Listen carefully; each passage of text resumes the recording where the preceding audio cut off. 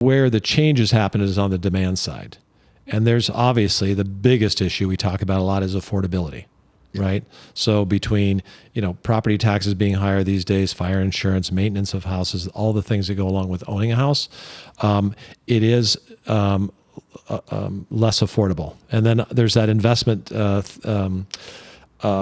statement that basically goes, the cure for high prices is high prices. Yeah.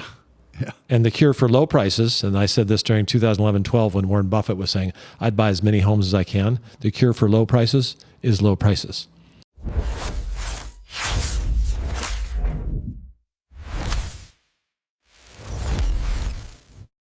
All right. So, there's a lot of times, Hal, that we have awesome guests. And then there's a lot of times like today where it's... We're just guests. Yeah, we just have two guests. No, we're just awesome. Yeah, you are.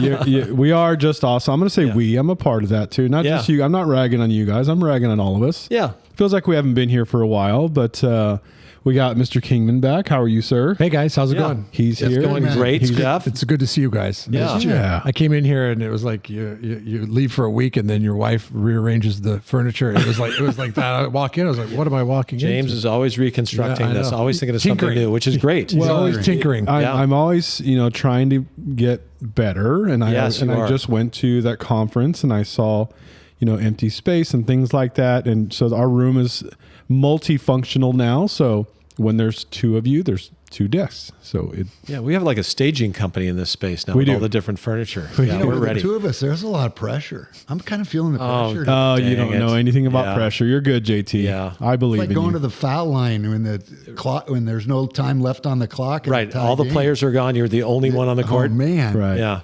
So we had to stop you guys in mid-conversation. So let's just start right back up on where we were. So Hal, what were you guys talking about? Yeah, so there was I watched something online recently because there was a headline, and John, you wrote it down, but foreclosures are way up. What's the percentage? Foreclosures are up 20%. Now, what would you think if you saw that on the headlines of a news article?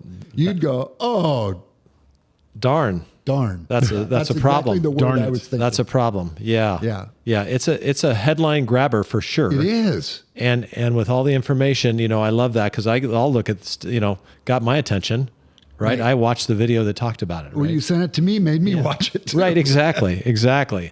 And yet, after further analysis, that's what we're going to kind of talk about today. 20% of what? Yeah. So people always think, is the housing market crashing? Yeah. Exactly. Okay. Well, let's talk about it. So you wrote the figures down because I just read it and I don't have my notes in front of me. Well, it said foreclosures are up 20%, and so I'm teasing 20% of what? And foreclosures have been wouldn't say for sure at an all-time low, but I looked at a graph and I've never seen foreclosures lower than they've been recently. Right. And so foreclosures are running right now at a little less than 100,000 in the country. Yep. And during the worst of times, which was what years were those? Probably 6, 7, or 8. 7, 8, 9, 10, 11. Yeah, no, 6. It wasn't just starting. Yeah, so 7 and 8. Yeah. It ran as high as 600,000. Right. Houses that were in foreclosure on the marketplace. So, they're up 20%. What does that mean? They went from 60,000 to 70,000. Yeah. Houses in foreclosure when they were 600,000 15 years ago. Yep. So to me, I don't know that the headline, gives us an accurate picture of really what's going on out there. Well, yeah. And what was the number? Did you write down the number of actually homes that had sold that were foreclosures? Wasn't it like 3 million versus 4 or something? I saw that in your notes or not? I don't recall that. You mean the total that sold? I looked at your notes. Yeah, I think, because, there's foreclosures, which sometimes are just people that are in default, which means they're behind on their mortgage and they could go to sale, but they don't. There were 3 million foreclosures during the crash of the era around 2008, 9, 10, 11. Right. 3 million. 3 million. 4 million is about how many sales we have now. 4 million homes were sold in the country last year. Right. So you 100,000. You look at 3 million homes that went through foreclosure back in that era. Yeah.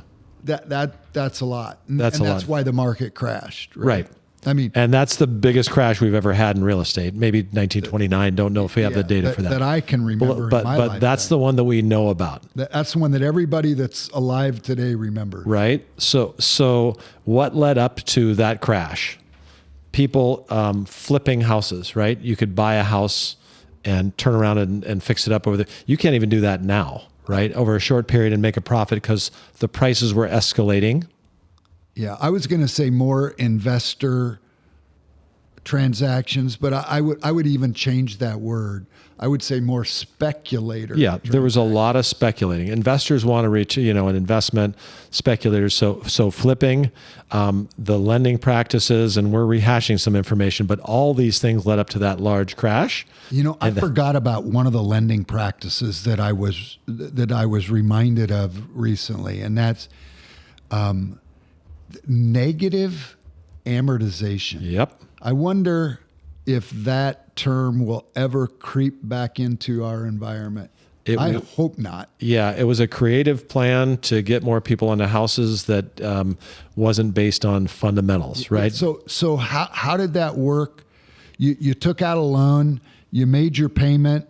It maybe wasn't even enough to cover the interest. That's right. So at the end of the month, you owed more on the house than you started the month? Yep. Is that how that worked? It gets added onto the back end of the loan. So instead of paying it down, Right. you're raising the balance. So it's like a line of credit and you use it all up. So negative amortization is not a good idea for borrowers. And if that were to happen in a highly appreciable market, you might survive it. You can cover it up, sure. Yeah.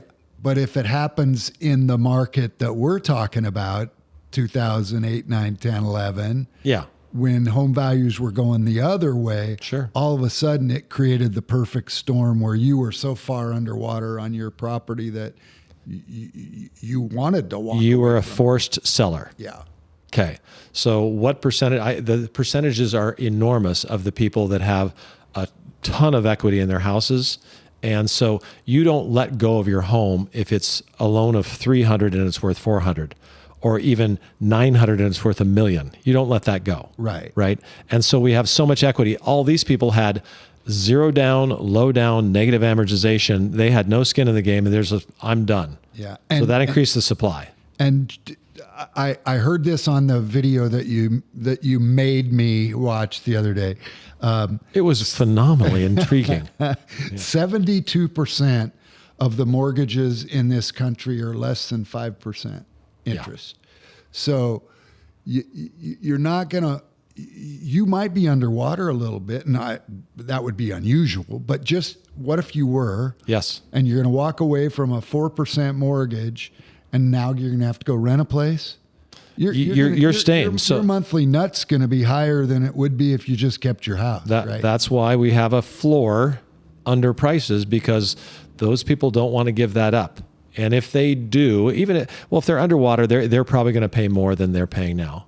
But that's such a small percentage anyway, even if it came to that. Yeah. So do these things lead to a crash?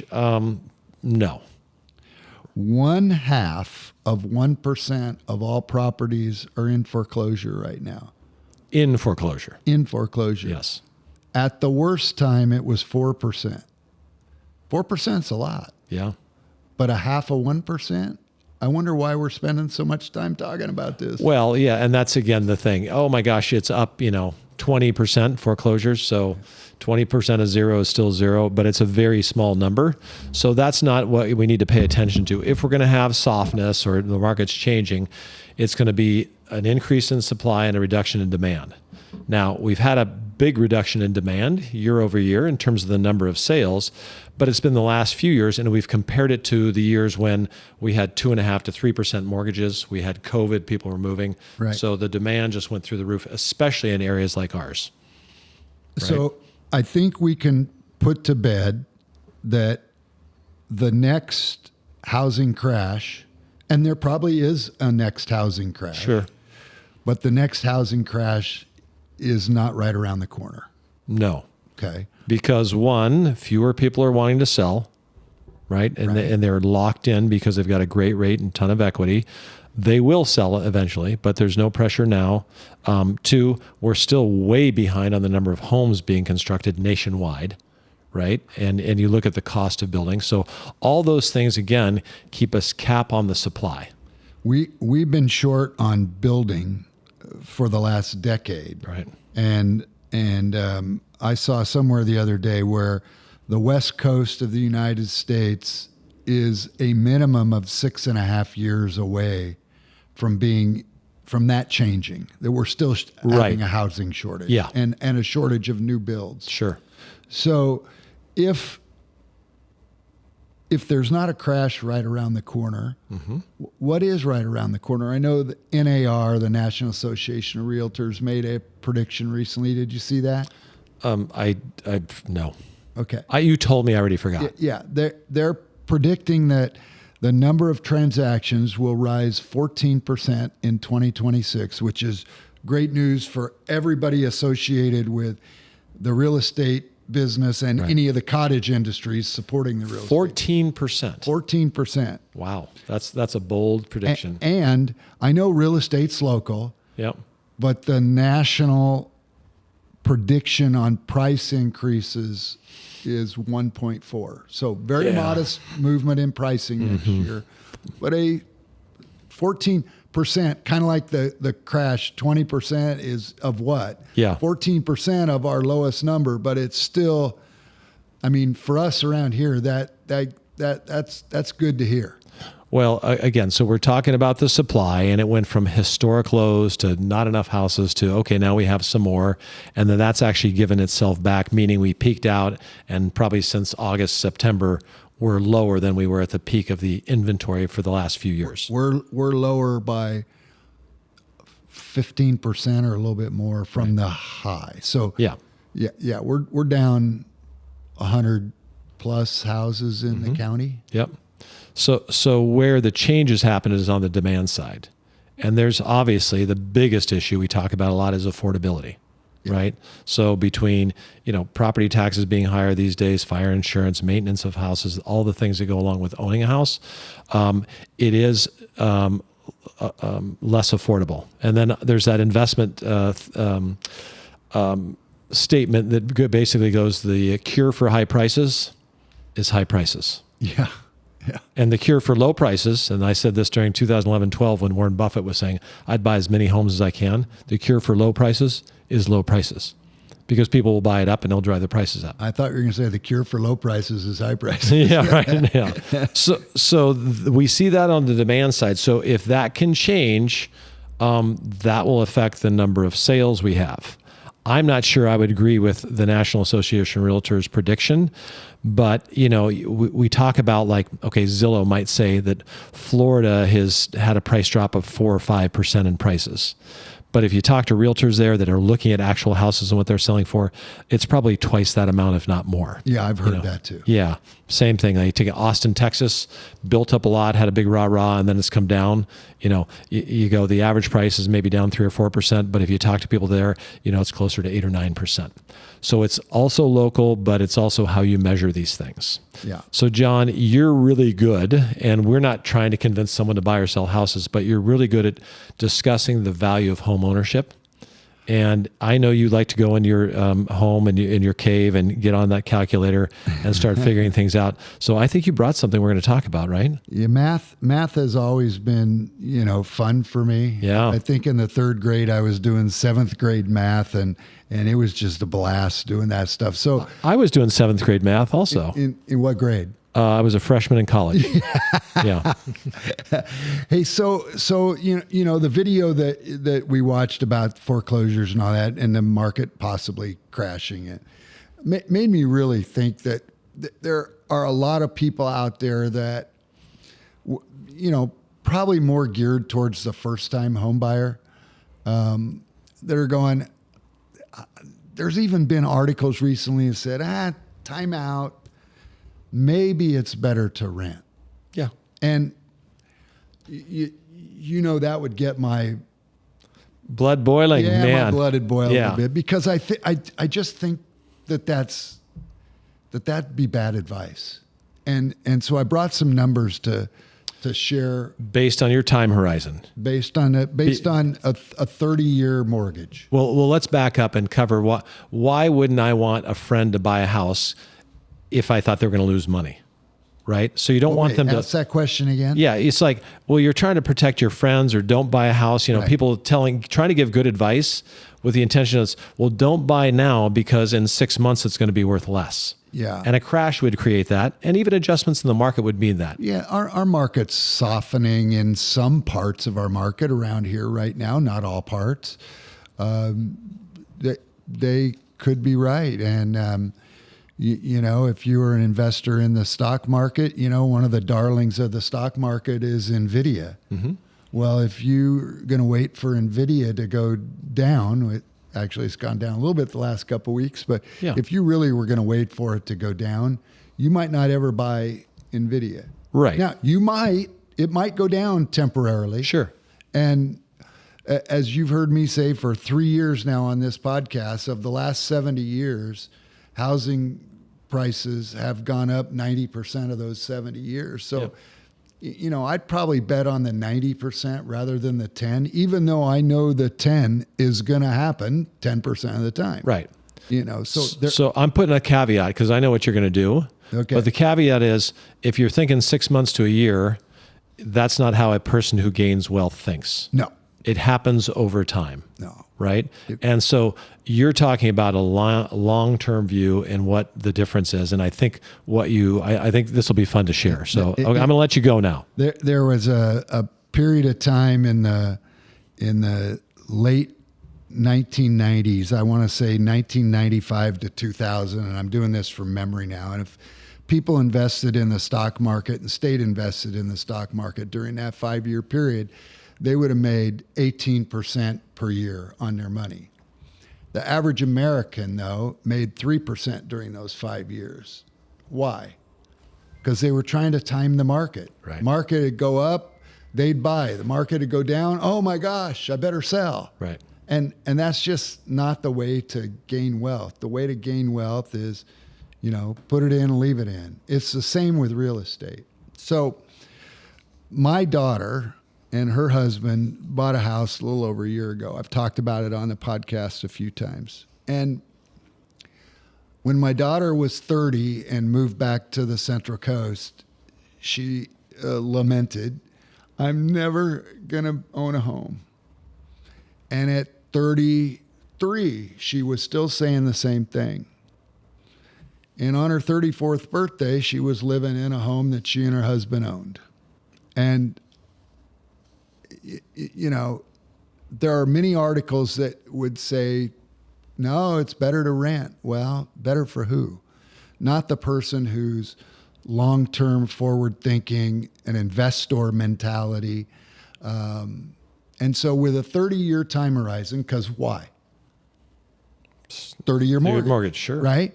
So you plug in, there are calculators all over the internet. Well, here's the hard part about a 30-year horizon. When you're 30, you don't know there is a 30-year horizon, right? You're thinking, I mean, I didn't. Yeah. Anyway, so yeah, the thinking you do is helpful for people because a lot of us just stop thinking and you look at facts. So keep going. I never would have thought that you'd put a 7 in front of my number, but here I am. If you plug into one of these calculators, like I went into a site called NerdWallet, and you plug in buying versus renting, and you plug in your rent, and it assumes an increase in rent. It assumes you take your down payment and you buy your house. It assumes that if you didn't buy, you'd have taken your down payment and invested it somewhere else. Okay. And it takes into account the taxes that that you save because you have certain tax deductible expenses of home ownership, such as interest and real estate taxes and so forth. And at the end of 30 years, and I did this if they had a loan of 6.99. Why did I choose 6.99? That's the loan they got? That's the one they got. Good. Okay. If they 30 years from now, they would have a total wealth accumulation of $2.1 million by being a buyer. And if they were a renter, that wealth accumulation would be $1.1 million. So whatever article you're reading that says maybe it's better to rent, the only reason it'd be better to rent is if there's absolutely, positively no way you could figure out to buy. Right. I mean, in my daughter's case, when she got married, luckily her husband brought a savings account to the union, and Dad helped out a little bit too. I mean, most first-time home buyers today, they are depending on some family help. Sure. Right. So they were fortunate to save and get some family help. Yeah. So I said, okay, interest rates on the day we're recording this, interest rates dropped 12 basis points today. Okay. That's good news for buyers, right? Yep. Interest rates are somewhere hovering around 6, maybe a smidge above. 6.1, 6.2, something. So- yeah. So, so- low sixes, we're going to say. So if they were to go refinance at 6, and I ran the same numbers, this is your daughter going from this is my 6.9 daughter. to Yeah, 6. yeah, Okay. yeah. Her wealth accumulation would still be 2.1 million from buying, but her wealth accumulation from renting would have slid backwards to 968,000. So, Why is that? well, with a lower interest rate, you're assuming a lower investing return on your money. Okay. So again, Oh, okay. 2.1 to 968. So the lower rates, interest rates on the mortgage that help the homeowner, there also means you're getting lower returns in other assets that if you put your down payment. Right. That's how the lower. Okay. That Think of makes it sense. this way. Yep. Part of the whole math that's being done in the background Right. is at some point, if your rents continue to escalate due to inflation, will your on year one you probably have more house payment than rent. Yeah. So in their calculations, they're taking that difference and investing it. Right. Okay. Will that ever switch? Is there a point during the 30 years that now your rent out is higher than your house payment? Because Hello. Your house payment's not going to change. It's fixed. Unless it goes down. Yeah. Yeah. Fixed or down. Yeah. So now you're having to subtract money out of that investment account to cover the difference in housing costs. See, I think that's incredibly important for people to realize. Yeah. Right. That's why as you sit and if you could have bought, would have bought, should have bought, you look at that and go, wow, if I would have known, I would have done that. How many 60-year-old renters today really thought their rents would be as high as they are when they were 30? You know, you're 30 years old now. 30 years ago, what would rents have been in this community? That's 1995. Yeah. Yeah. Oh, yeah. A third of what they. Yeah. It's insane. Yeah. A lot less. A lot less. Yeah. 3-bedroom, 2. Yeah. You paid $700 for a house that's now $4,000. I was thinking that's a factor of 5. Yeah. A house that you sold, and I can picture the house because it's the one my parents owned when I was born. You sold it for a little over $700,000. It was for sale when I moved back to town for $199. It probably rented for $500 a month then. In the 90s, yeah. In the mid 90s, and that would rent for $3,000 a month, so 6 times. Yeah. And that was a few years ago, 700. That property is going to go for 9 or more now. Yeah. And that was just a few years ago. Yeah.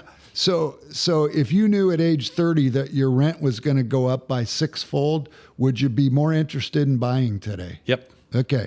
So now I lowered the rate to 5%. Okay. So now our 6.9, she gets 6.9, refinanced. We're going to anticipate what you and I have anticipated for the last few years and have been wrong. I've hoped for. You've anticipated. I've hoped. Yeah. So what if a year or two from now she could refinance to 5? Yeah. Okay. Now all of a sudden the differential between the wealth accumulation goes, it's threefold. Instead of 2.1 million, which she would have if she were a buyer, she would have 700,000 as a renter. So, it's really hard to make a sound argument for renting.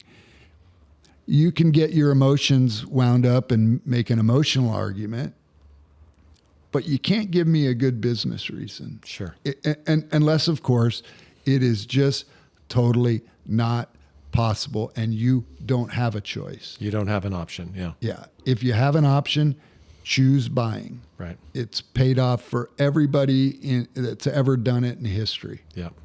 Yeah.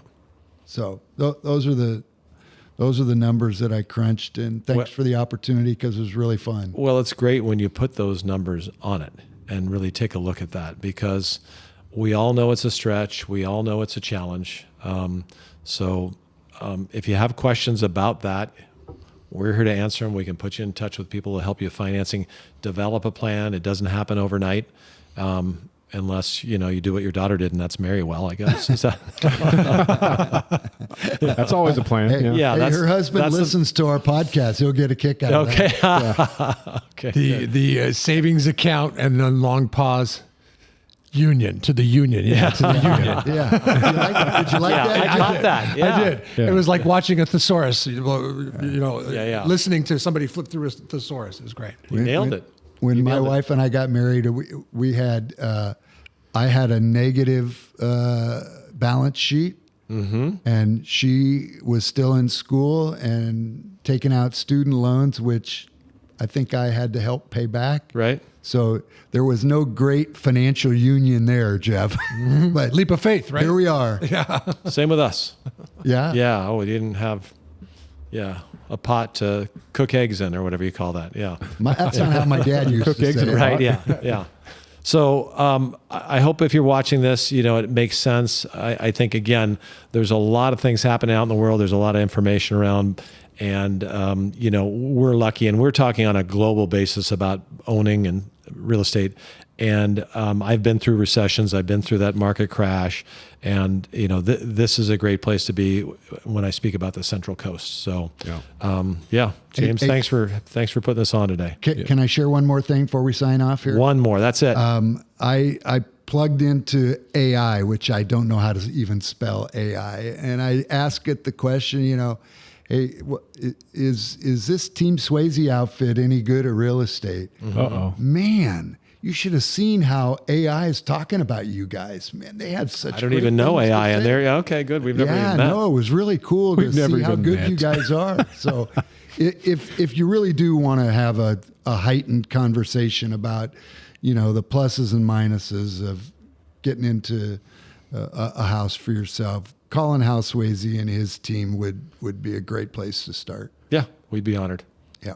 I agree. Thank you, JT. Hal, John, thank you for a great episode. Jeff, thank you for doing this Sitting here in the background. I appreciate it. I appreciate it. Those of you that are watching on YouTube, make sure you like and subscribe and check out all the new stuff that I'm doing on the backgrounds and descriptions and all the really cool stuff. I'm still learning, right? I'm still trying to get better. So You definitely are. Do we haven't talked about this for a while. What do we have a subscriber count? yeah, I was just showing Jeff. We're just over 140,000. Wow. And then JT, we're looking at your little snippet from your renter episode. Yeah, You're the at 30-pack. 1.8 million views. 1.8 million you. people. 1.8 It was up million to views. 2.9. No, was it that much? No, that was overall. Yeah, I'm just subscribers talking at one point. Oh, okay. Yeah. So Now he's disappointed at 1.8. Jeez, Now come I'm on, you going can't win. Look at this guy. 1.8 million people watch your. Can we sign off? I can't take it. Yeah. What kind of shirt is that? What's the brand again? Oh, here we go. Oh boy, Red that's Spooner. worth a big something. All right, guys. Thank you so much. We'll talk to everybody later. All right, thanks, James. See ya.